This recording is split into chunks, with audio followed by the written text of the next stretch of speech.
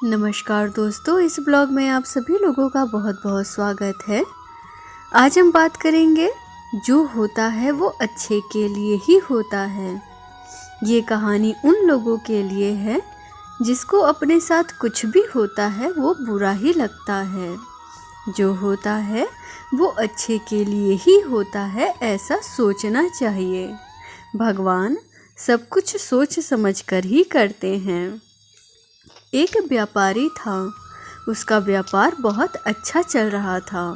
उसका एक विश्वास पात्र नौकर था जो काम से काम रखता था और ज़्यादा कुछ बोलता भी नहीं था। एक दिन वो काम पर नहीं आया।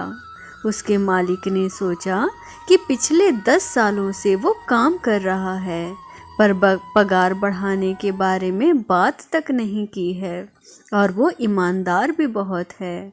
शायद उसे अपनी पगार कम लग रही होगी, इसलिए वो काम पर नहीं आया। ऐसा सोचकर व्यापारी ने नौकर की पगार बढ़ा दी। दूसरे दिन नौकर काम पर आया और उसे बहुत अजीब लगा और पता भी नहीं था कि मालिक ने पगार क्यों बढ़ाई।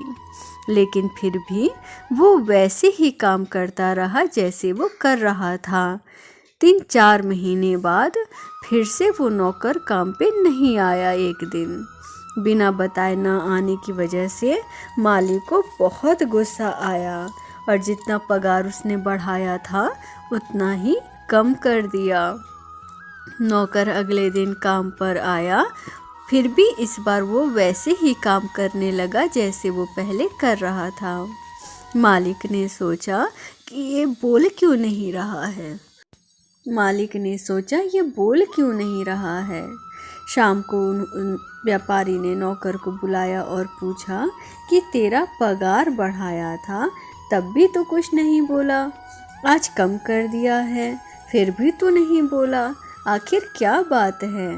नौकर शांति से बोला कि जब वो पहले काम पर नहीं आया था तब उसके घर बेटी का जन्म हुआ था।